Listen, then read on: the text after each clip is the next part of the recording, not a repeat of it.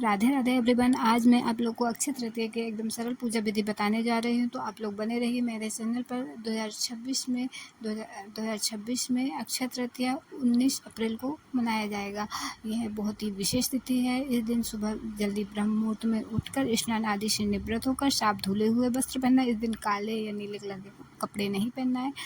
लाल colour के कपड़े पहन सकते हो, पीले पहन सकते हो, और काले और नीले नहीं पहनना है। बहुत यह तिथि पूजा पाठ हवन के लिए बहुत ही विशेष तिथि है। अक्षय तृतीया बहुत विशेष तिथि है। जैसे वेदों के समान कोई शास्त्र नहीं, सतयुग के समान कोई युग नहीं, माता गंगा से श्रेष्ठ कोई तीर्थ नहीं, उसी प्रकार अक्षय तृतीया से श्रेष्ठ कोई तिथि नहीं है। तो आप लोग ज़रूर इस दिन बहुत ही विशेष प्रकार से पूजा कीजिएगा। इस दिन यदि आपको हो सके तो आपके घर के पास यदि नदी है तो आप नदी में जाकर स्नान कीजिए, या तो नहीं है तो आप घर पे ही स्नान कर सकते हो। तो आप लोग ज़रूर कीजिए। इस दिन घर की साफ़ सफाई आदि, इस दिन माता लक्ष्मी और भगवान विष्णु की विशेष प्रकार से पूजा होती है। इसमें मिट्टी के कलश की पूजा की जाती है। इसमें कलश का विशेष महत्व होता है। तो आप लोग ज़रूर कीजिएगा। तो चलिए हम पूजा विधि की ओर चलते हैं। तो हमने गेहूं के आटे से अष्टदल कमल बनाया, उसके ऊपर पटा लगाया। आपके पास चौकी है तो आप चौकी लगा सकते हो। उसके ऊपर हमें लाल वस्त्र बिछाना है। उसके बाद हमने भगवान गणेश जी को और माता लक्ष्मी को विराजमान किया।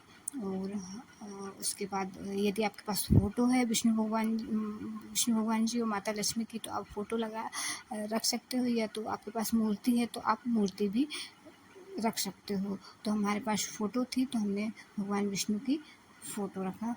और यदि आपके पास मूर्ति है तो आप मूर्ति रख के उनको विशेष प्रकार से अभिषेक करके, पंचामृत से अभिषेक करके आप उनकी पूजा कर सकते हैं। हमारे पास फ़ोटो थी तो हमने फ़ोटो से पूजा किया। तो और उसके बाद हमने कलश तैयार किया।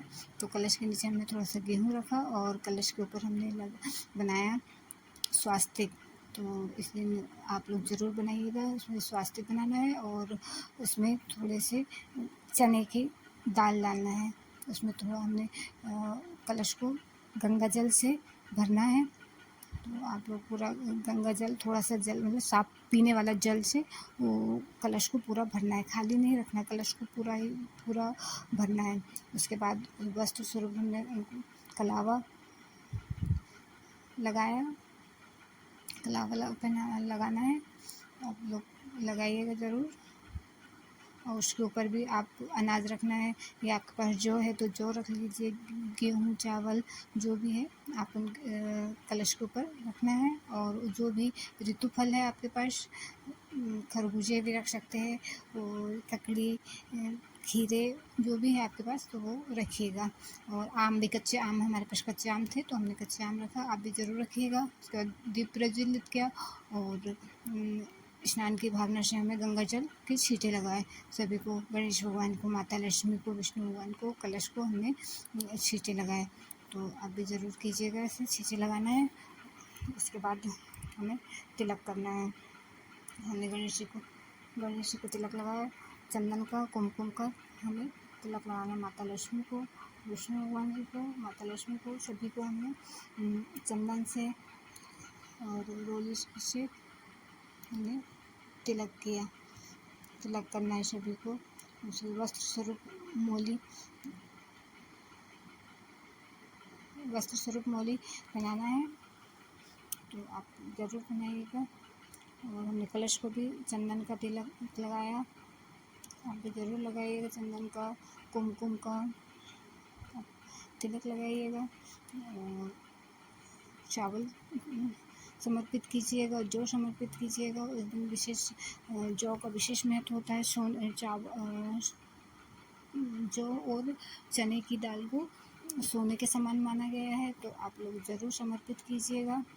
और पुष्प समर्पित कीजिए। यदि आपके पास पीले कलर के पुष्प है तो आप पीले कलर के पुष्प समर्पित कीजिए। मेरे पास गुलाब के पुष्प थे, कुछ पीले पुष्प भी थे, तो मैंने गुलाब के फूल समर्पित किया।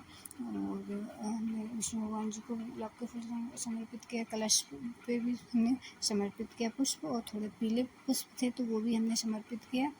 तो उसके बाद हमने माला पहनाया फ़ोटो पे। यदि आप आपके पास फूलों की व्यवस्था हो तो आप ज़रूर माला बनाइएगा। और फिर ज़रूर, और फिर उसके बाद धूप दीप दिखाया, सभी को धूप दीप दिखाना है। देखिएगा, बहुत ही सरल प्रकार से आपको बहुत ही अच्छी सरल प्रकार से पूजा करना है, एकदम ज़्यादा कुछ भी नहीं।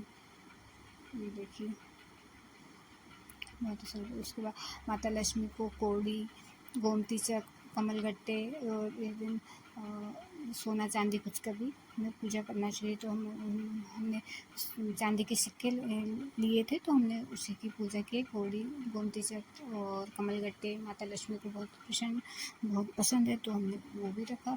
उसके बाद माता लक्ष्मी को श्रृंगार का सामान समर्पित करना है, तो हमने भी समर्पित किया। इसमें से आप थोड़ा अपने पास रख लीजिए और थोड़ा इसमें से दान कीजिए। इसमें चने की दाल भी आपको दान करना है और कुछ पैसे दान करना है, तो आप ज़रूर कीजिएगा। और ऋतु फल चढ़ाना है इसमें,